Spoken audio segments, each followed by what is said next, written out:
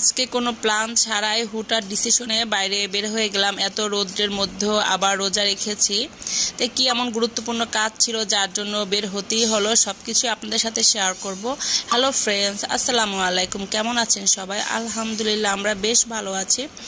এই যে আমি এখন সাঁকো পার হচ্ছে। এটা পার হতে প্রথম আমি খুবই ভয় পেতাম, কিন্তু এখন দুই একবার পার হতে হতে এখন অভ্যাস হয়ে গেছে। এটা হচ্ছে আফতাবনগর। আমি আজকে যাচ্ছি পাসপোর্ট অফিসে। আমার পাসপোর্ট রেডি হয়ে গিয়েছে, পাসপোর্ট রিনিউ করতে দিয়েছিলাম। তা আরও 2-3 দিন আগেই এটা হয়ে গিয়েছিল, কিন্তু সময়ের অভাবে আমি নিয়ে আসতে পারিনি। এই যে একটা নার্সারিটা এত সুন্দর, আমার অনেক পছন্দের একটা নার্সারি। তো চিন্তা করলাম যেহেতু বাইরে বের হয়েছে আপনাদের সাথে সবটুকুই শেয়ার করব। রাস্তার দুই পাশে কৃষ্ণচূড়া গাছ এত সুন্দর লাগতেছিল, আমার মনে চাচ্ছিল আমি রিক্সা থেকে নেমে কিছু কৃষ্ণচূড়া ফুল পেরে আমি একটু হাতে ছুঁয়ে দেখি, এত সুন্দর। আর আফতাবনগরে এই রাস্তাটা খুবই ভালো লাগে।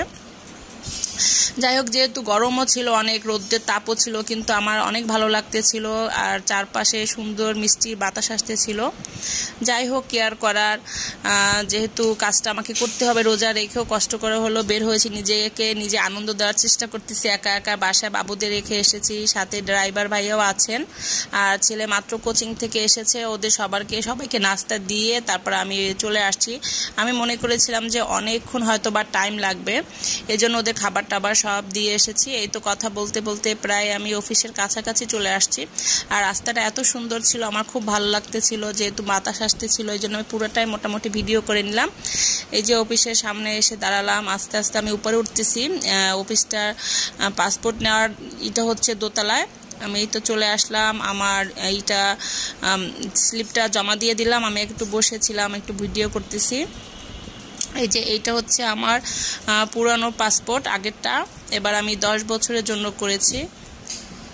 তাই একটু বসে আমার পুরনো পাসপোর্টটা দেখতেছিলাম। এই যে আমার নতুন পাসপোর্ট রেডি হয়ে গিয়েছে। যাক, আলহামদুলিল্লাহ, আমার বেশিক্ষণ ওয়েট করতে হয়নি।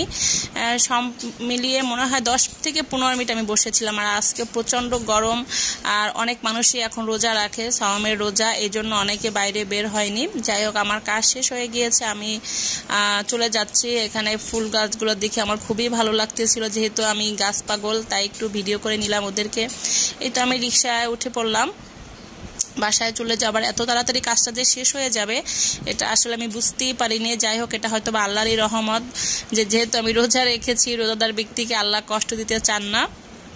বা যাই হোক, ভালোই লেগেছে আমার। আর আমি একা একা কোথাও যেতে না একটু ভয় লাগে। আমি কোথাও একা যে অভ্যস্ত না, আমি সবসময় কোথাও গেলে কারো না কারোর সাথে আমি যাই। স্কুলে থাকলে, যখন আমি স্কুলে ছিলাম বা কলেজে ছিলাম, তখন আমার ফ্রেন্ডরা থাকতো, আমার আম্মু থাকতো।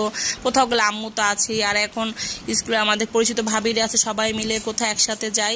একা একা কোথাও বের হওয়া হয় না, কিন্তু আজকে যেহেতু বের হতেই হবে, তা খারাপ লাগেনি, ভালোই লেগেছে। আর আপনাদের সাথেও পুরো জার্নিটা আমি শেয়ার করলাম। কেমন লাগলো সবাই কমেন্টস করে জানাবেন। আর দেখুন, আবার সেই কৃষ্ণচূড়া গাছ, আমি আবার একটু ভিডিও করে নিলাম। ভালো থাকবেন সবাই, আল্লাহ হাফেজ, আসসালামু আলাইকুম।